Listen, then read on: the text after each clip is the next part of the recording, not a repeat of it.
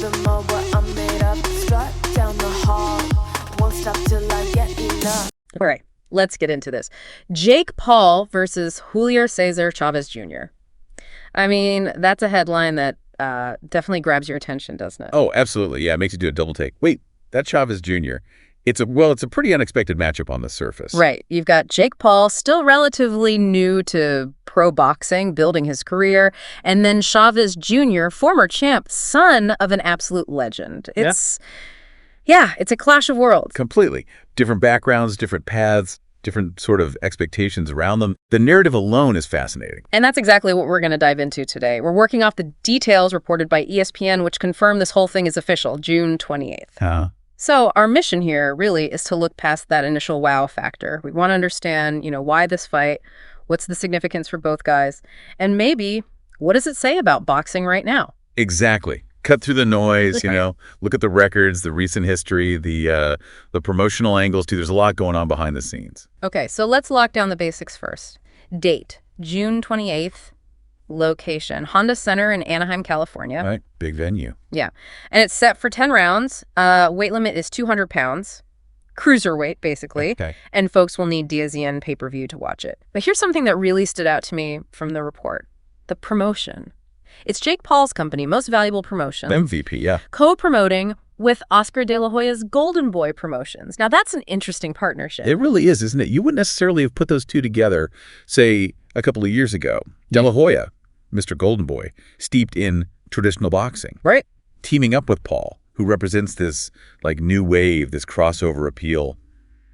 It says a lot, I think. What do you think it says? Maybe that both sides see value in reaching, I don't know, different audiences? Yeah, I think that's got to be part of it. Recognizing that the boxing landscape is changing, maybe. Right. And you need these bigger, maybe slightly unconventional events to really capture attention. Pooling resources, maybe? Makes sense. Okay, let's shift to Jake Paul himself. The report notes his record, 11-1, 7 KOs. Pretty active. And he keeps saying it, right? His goal isn't just celebrity boxing, he wants to be a world champion. Seriously. Yeah, he's been consistent about that. It's a huge ambition, obviously, given where he started. But you can't deny he seems dedicated, putting in the work. He is, and he apparently mentioned his pro debut being 5 years ago now, and obviously referenced the recent Mike Tyson fight. Right, the exhibition that turned into a sanctioned pro bout before it got postponed. Exactly. But then he took a shot, didn't he? Mentioned Canelo Alvarez, saying something like, "Pawn man Canelo couldn't finish. Chavez Jr." Ooh, invoking Canelo. Bold. Yeah. And then this whole El Gallo de Dorado thing, the Golden Rooster claiming he embodies that Mexican fighting spirit. And get this, he wants to knock out Julio and make Chavez Sr. proud in ways Jr. never have. Wow. Okay, that's throwing down the gauntlet, isn't it? Yeah. Bringing the father into it, referencing Canelo. Is that genuine belief, do you think, or just pure hype generation? It's got to be a mix, surely. I mean, it's classic fight promotion, create drama, get people talking. But maybe he really believes he can tap into something.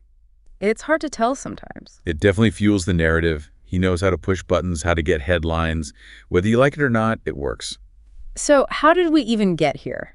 To this specific fight. The ESPN piece suggested that a possible Canelo fight didn't happen, obviously. Yeah, that seemed like a long shot anyway, but Paul was talking about it. And apparently there was some talk about Gervonta Tank Davis, but that got derailed when Davis had that draw with Lamont Roach Jr. Ah, okay, so maybe some higher profile targets didn't pan out. Seems like it. Which might mean Chavez Jr. became the next best available option. Does that sound right? Or was he always a target? It feels more opportunistic, perhaps. Like Chavez Jr.'s name carries weight. Undeniable legend status attached to the family name. He's a former world champ.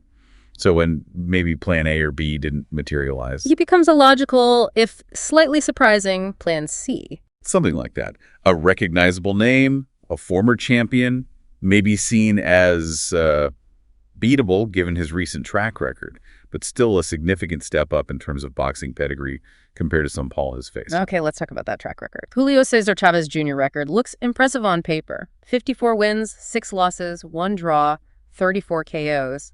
Former WBC middleweight champ. Yeah, and son of Chavez Sr., maybe the most revered Mexican fighter ever. That legacy is huge. Huge! But the article points out his last major world title reign ended in 2012. Yeah, that's a long time ago in boxing terms. Over a decade. It really is. His early career was amazing, right? 46-01. Incredible start. Looked like he could be the next dominant force. But since then, the article notes he's gone 8-6. That's a stark contrast. It really is. The trajectory definitely changed. And it specifically mentions those key losses. Canelo Alvarez in 2017, which was a pretty one-sided fight. Very one-sided, yeah. And maybe more surprisingly, the loss to MMA legend Anderson Silva in a boxing match in 2021. Right. That Silva loss was a big indicator, I think. Silva was obviously skilled, but primarily an MMA fighter making a foray into boxing later in his career. And the article uses the phrase tailed off significantly about Chavez Jr.'s performances.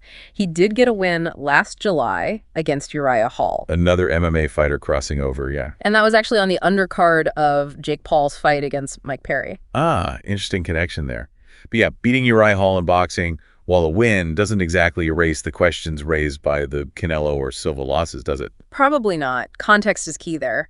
But listen to Chavez Jr.'s side. He's quoted saying he feels rejuvenated, feels 10 years younger, says his life is in the right place mentally and physically. You hear that a lot before fights, don't you? The best camp ever, never felt better lines. True. But he also thanks MVP Paul's company for taking the risk on him. That sounds a bit more self-aware, maybe. Yeah, that part's interesting. It's like an acknowledgement that, yeah, people have doubts, but he's grateful for the shot.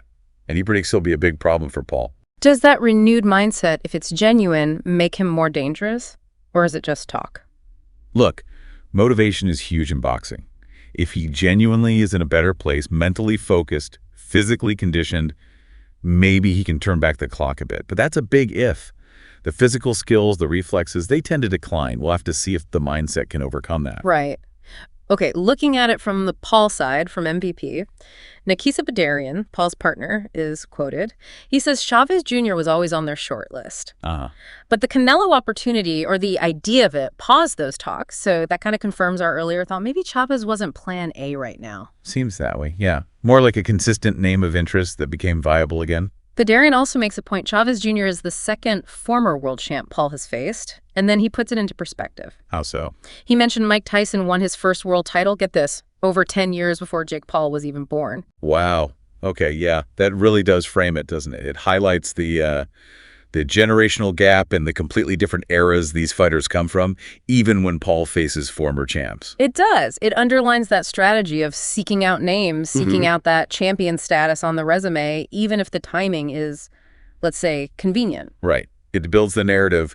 Paul wants, I'm fighting real boxers, former champions. Now, the card itself isn't just about Paul Chavez Jr. The ESPN piece mentions the co-main event, Gilberto Zurdo Ramirez. Zurdo, good fighter. Undefeated cruiserweight champ now, right? Fights for Golden Boy. Yep, unified cruiserweight champ.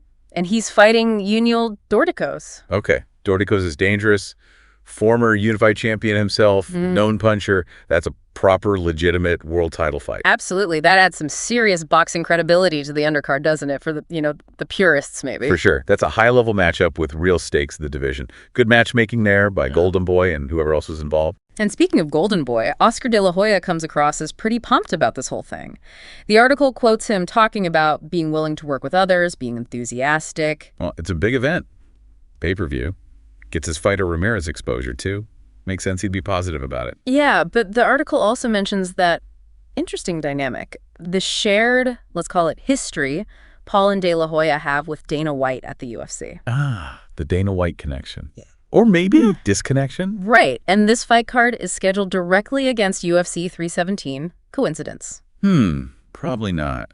That feels like deliberate counter-programming. Trying to grab some of that combat sports audience on a busy night. And yeah, maybe that shared antagonist in Dana White gives Paul and De La Hoya some common ground. Could be. Badarian even commented on that, saying De La Hoya, like Paul, gets heat because they're both needle movers. They generate strong reactions. Yeah, that's probably true. They both know how to stay relevant, how to make noise, even if it means ruffling feathers. There's a shared understanding there, perhaps, of how the promotional game works. So, stepping back, looking at the whole picture.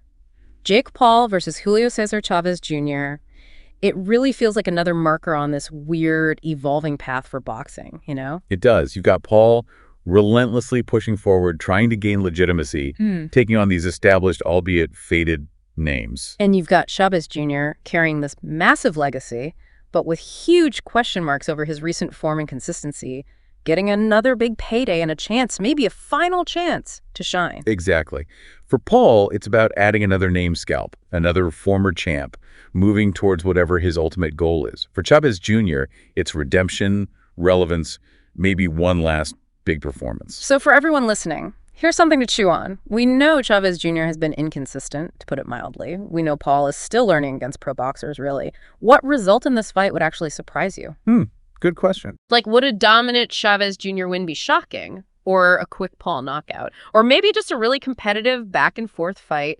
And bigger picture, what does this kind of matchup, the YouTube star and the aging former champ, what does it really tell us about where boxing is headed? Lots to think about before June 28th. Sound the alarm. I'm coming up. We'll have the ball. I'm sweet like a buttercup. You're Bobby doll.